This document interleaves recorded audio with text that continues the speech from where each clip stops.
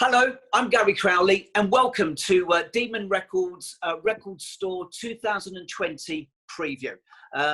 Looking forward to this. I'm joined by the label's head of product and marketing, Ben Stanley. Good to see you, Ben. And Ben, looking forward to seeing what you guys are going to be releasing. Listen, I'm thrilled that you've asked me to do this for the primary reason that that I've got history with the label going back to 1980 when it all started. I was kind of like did a little bit of A&R for the label. I was one of those and R boys, but of course we've had an association over the last couple of years with a couple of compilations that we've worked on as well, the Punk and New Wave box set and also the Lost 80s box set. But Ben, unprecedented times. Let's talk about Record Store Day and after the postponement back in April, how it's going to work now. Yeah, so it's a little bit different to normal. So obviously, traditionally, the one glorious day in April where we would obviously have everything, all releases on one day as it would have been. This has kind of changed a little bit now. So we're going to be doing 3 drops now. So we've got 15 titles. They're not quite evenly split, but we've got drops in August, September and October. And obviously the best way to do really, if you're interested in one of the records, is to check out the Record Store Day website or go directly to one of the indies themselves and just kind of find out how they're going to operate on the day. I think at this early stage, it's hard to know how it's going to work. Obviously, there's a lot of uncertainty at the moment. So it's probably better to say to give your local indie a shout and find out what their plan on the day is. And the Record Store Day website, for people is recordstoreday.co.uk. I think I'm right in saying that's the website address. Yeah, I mean, you're right. It's uncharted waters, isn't it? But of course, stating the obvious, such an important time at the moment for us to, support our local, music emporium with whatever we can, we can afford to buy.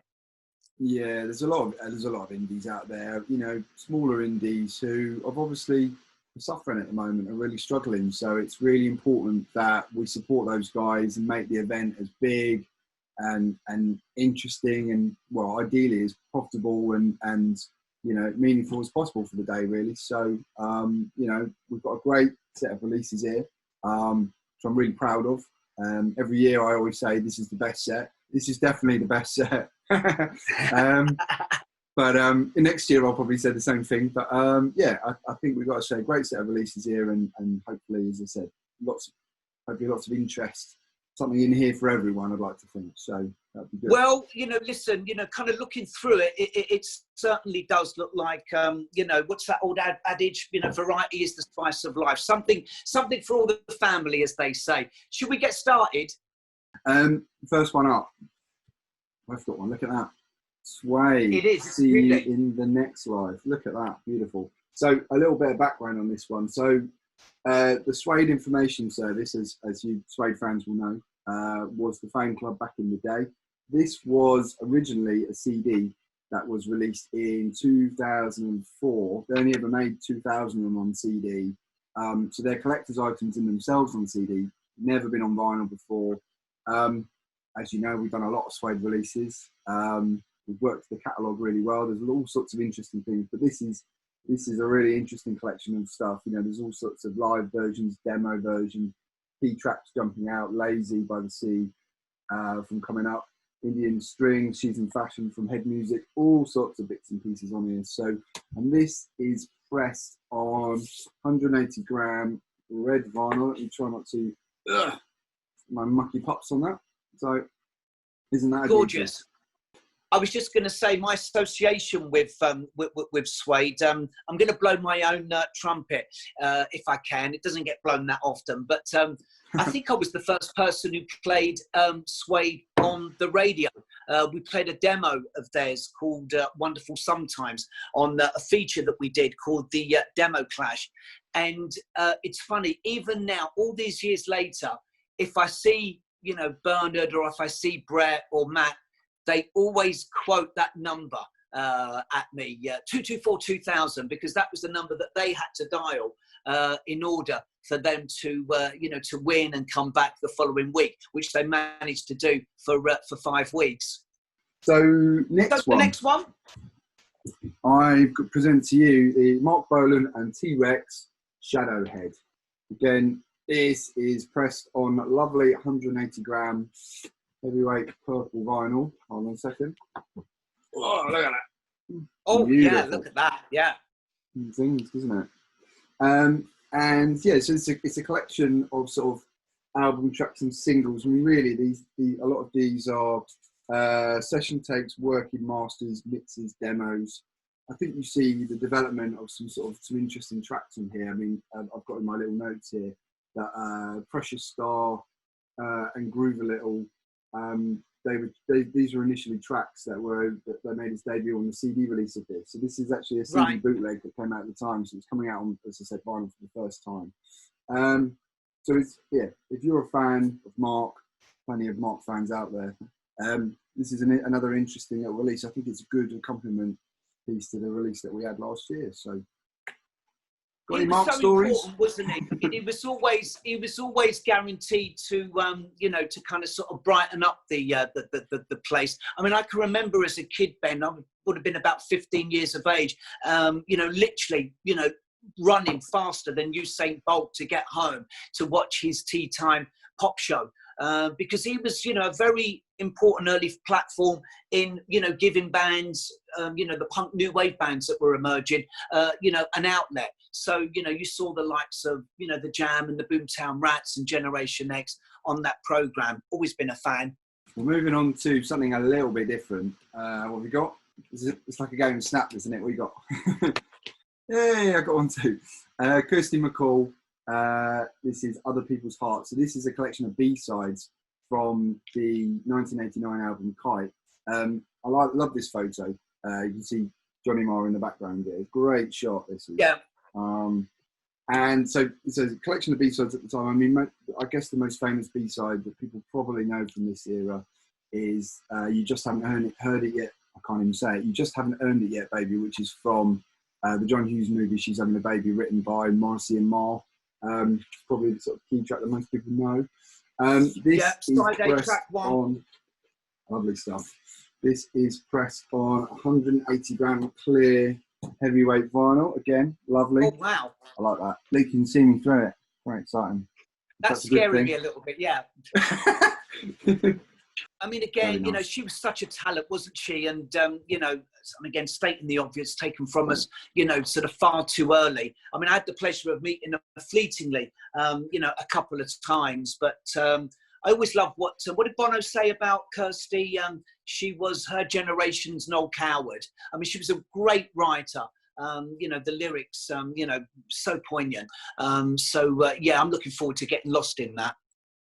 Oh, well, a completely different direction to get lost in now. That sounds like we just rehearsed that, doesn't it? But we haven't, I promise. Doctor Who, The Massacre, something very different. We've been doing a lot of Doctor Who over the last couple of years, as people know. Demon is actually owned by BBC Studios, so we have a relationship here. We've created these beautiful releases with fantastic original artwork, as you can see follows through without. This particular story is a William Hartnell story, and it's one of the sort of a quote lost episodes from 1966. So it doesn't exist anymore as a thing to watch, but it exists as a thing to listen to. And as with all of our Doctor Who releases, pressed on this lovely 180 gram, in this instance, themed Parisian, we're calling this Parisian Blaze vinyl. Look at that. Oh, really psychedelic, Ben. Cool, isn't it? Very groovy. Who would have been your Doctor Who growing up, Ben? I've got a few years on you, so for me, I'm not old enough to remember William Hartnell in the role. In my time, I think I came in towards the tail end of Patrick Troughton and the beginning of John Pertwee. But what about you? I had Peter Davison, and then I suppose it would have been Peter Davison. Really, I remember that one. And I guess, right through to who took over after it, to Colin Baker and then Sylvester McCoy. They were the three that I remember. Sounds about right. Because I'm I'm 40 now, so I guess that's probably about right in the timeline. Yeah. So yeah, interesting. I mean, I'm always fascinated by the love and respect for the fans, the Whovians they're called, the Gary. Yes. Whovians. Yeah. I love that they've got a name club, as well. If you're in that club, you're in that club, aren't you? Yeah, definitely, mate. Cool. Okay, we're moving to something again completely different. Using your word of psychedelic and groovy. Look at that, the Valentines. Yes. The beautiful You know what, Ben? thing. The great thing about music is, you know, discovering new things, and you know, I've got to sort of hold my hand up and say that I hadn't heard of the Valentines, but you know, back in the day in Australia, they cut quite a swath, didn't they? Yeah, well, I guess the Valentines' most famous their lead singer was Bon Scott. Everybody knows Bon went on to become, you know, the voice of AC/DC. I mean, look at this. Oh, that's lovely. Thing. Yeah. This is a brand new compilation that's been put together exclusively for Record Store Day this year. Again, we're calling this peculiar black and white vinyl. I mean, call it what you want. It's a beautiful thing, isn't it? I really love this. I think it's a really cool thing. So. How would you describe the music of the Valentines? Well, we kind of, it's a combo really. Kind of, the first time I ever heard the Valentines was on one of those 80s compilations, you know, the sort of groups, slightly, slightly nuggetsy sort of Australian version of the Nuggets. But bordering on the bubble gum at times as well. There's a couple of great clips of them up there on YouTube. It's a bit of both, really. Where some of it's a bit psychedelic, some of it's very pop. I guess it's indicative of the time. I mean, it's using in the UK. I guess that you had the Creation doing fantastic psychedelic, great guitar workouts with sort of Eddie Phillips, but at the same time they were doing some pop standards as well. So I guess it's where those bands were at the time, isn't it? Doing a bit of everything, but. It's a really interesting little. Well, they had two vocalists, I think, didn't they? The Valentines, yeah. Moving on to the Fall. So I'm just going to say now. Before anybody shouts at me, I'll get anything wrong. The Fall, definitely one of those bands that very aware of, but this is their 17th studio album. I probably haven't listened to too many of the previous 16, but I'm always on my list of one of those bands that I feel I should really invest some time in or get into it. I hear people talk really passionately about them, and I sort of feel at some stage in life I will invest some time into it. Gary, if you're a fan of The Fall? Well, kind of hit and miss really with the Fall. I mean, the stuff that I like, I absolutely love. I mean, we had It's the New Style on the first GC Punk and New Wave box set, and I remember Telephone Thing was a big favourite of mine, which kind of sort of saw them kind of veering into sort of indie dance territory. I really liked that. But this album though, this is an album I think that saw Brix kind of return to the fold, didn't she? Yeah, that's right. Yeah. And this record came out in 1995, so this is the 25th anniversary of the album. So it's actually its first vinyl reissue since it was initially out. And look at this! What a lovely thing to. That is lovely. Yeah, that is a thing to behold. Cool, isn't it? Yeah. So, Ben, there's a great clip. If you get a couple of minutes in your day, there's a great clip of Marc Smith reading out the football results on TV. On the BBC, which is absolute genius if you've never seen it. Cool. Well, again, going to a completely different direction, something very different. The Hitchhiker's Guide to the Galaxy. So, are you a fan? The Hitchhiker's Guide. Do you know what? I probably wasn't. Age is probably, because of my age, probably not. But I've been working now around this for the last 3 or 4 years. I've listened to it all. I have got into it, actually. It's a brilliant thing. Douglas Adams' writing on the first couple of series, it all works. It hasn't aged. It's very clever. And I don't want to sort of nerd myself out there. I do like a bit of sci-fi and a bit of geek. People who know me will know that. You probably see me stay puffed and hum behind me. But it is very different. It's a very different thing, and it's sort of cleverly the way it weaves in comedy angle with the sci-fi, with but it's very engaging. Yeah. But anyway, so we've recently done all of the original BBC radio series, presented them on beautiful packaging. This is something a little bit different. So back in the day, once it obviously become a bona fide success on BBC Radio, the cast reassembled. Douglas slightly tweaked the script and these were produced, these 2 albums. And they are, I mean, they are very, very similar to the original BBC recordings, but they're slightly different. They're more, I guess, slightly more commercial. Maybe they're slightly tweaked, slightly condensed, but it's the original cast. And this is one for the completists out there, I would say. But it's a lovely thing. I said, putting these together for the first time, the 2 original albums, and they are pressed on. I'm going to get these names right now. Vogon Green. You're doing great, kid. You're doing great. Yeah, Vogon Green. I know Pangalactic Purple. I'm never going to pronounce this right, so apologies now. It's Magrathean Blue. My consultant Michael's probably wincing inside now as I've got that wrong. So, do you know what, Ben? You said it with conviction. You know, I thought it. I'm sure everybody watching this will do. Look at that. Well. It's a lovely thing again, and again put together as always by our same consultant with lots and lots of love and care and attention. Same guy who does all the Doctor Who stuff, by the way. So they're in, all the sci-fi fans are in very good hands. Beautiful. And the packaging is absolutely gorgeous. But yeah, moving into something I'm a bit more comfortable with. Gene, yes, you're excited about this, aren't you? You're a massive fan. I'm a big fan of Gene. Yeah, and we're just working on a vinyl box set and a CD box set and a new best of at the moment. So this year is a real good year for Gene. It's their 25th anniversary this year of kind of Olympian coming out. 25 years, Gary, remember that? Do you know what, Ben? I was lucky to, well, I used to play, you know, a couple of the boys, I think Matt and Steve were in a band called Spin, you know, beforehand. Yeah, right. And then they had that awful, you know, accident. But, you know, thankfully something good came out of it in that, you know, Gene did. But I was doing a bit of A&R, you know, just before they released their first record. So this would have been what, kind of early mid 90s. So I got to see them a fair few times. Yeah. I mean, great band. I mean, this record is Rising for Sunset. This was recorded live at the Troubadour in 2000. So this is its 20th anniversary. It's never been on vinyl before. Interesting fact, so on side 3, you get this lovely etch thing. You probably can't see it in the light, but just an etching of the band logo in there, which is a nice little quirk. But yeah, it's a 3-sided LP, this one. Again, pressed on this lovely, we'll call it Sunrise Heavyweight vinyl. It's a good name, isn't it? But a really nice set. And just so that means this year we've reissued everything by the band. So obviously vinyl box set, best of, everything else available. This is the final piece of the set, really, this one. So a nice little set. And you know, listening to it as well, Ben, I mean, it sounds, you know, like the band were in fine fettle and you know, playing the, you know, the legendary Troubadour as well in Los Angeles. Yeah, what an amazing place that must have been to play. I mean, I've never been there. You hear about it, you know, you read stories, you know. You think, I mean, they've all played there over the years, haven't they? Yeah. Finally, for this little chunk.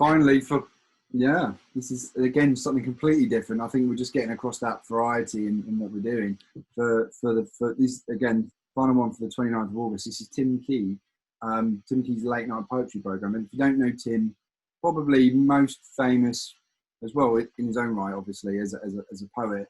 Alan Partridge, people probably seen him in the Alan Partridge movies as sidekick Simon. He was his radio sidekick, and also I think he was his weather sidekick on the last series, wasn't he? That's right, and he was in Peep Show and in Taskmaster, all sorts of things like that on the TV. So yeah, this is a really nice. So this is working directly with Tim. Tim's put together, by the way, the artwork himself in this one. I really like this. It's a very you know, kind of very throwback kind of thing. So I like pressed on. You like this? It's pressed on heavyweight fig coloured vinyl. Fig. There you go. Oh. Just what we always wanted. Yeah. He's eating a fig roll on the front sleeve. You see, that's the connection. There you go. There's been a lot of thought put into this.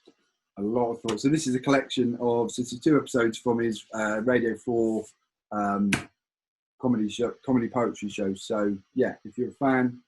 There you go. There's a lot of fans. There's a lot of Tim Key hardcore fans out there. So yeah, it's very nice. Cool. So that's kind of for this first chunk. All of these, Ben, are going to be available, you know, through Record Store Day from the 29th of August. That's right, Gary. Yeah. Yeah, and if people want to find out more, then just go to the Record Store Day website, which is recordstoreday.co.uk, to find out other stuff that's available and which stores are taking part. And if you want to find out more about that chunk of releases from Demon, just go to the website, which is demonmusicgroup.co.uk.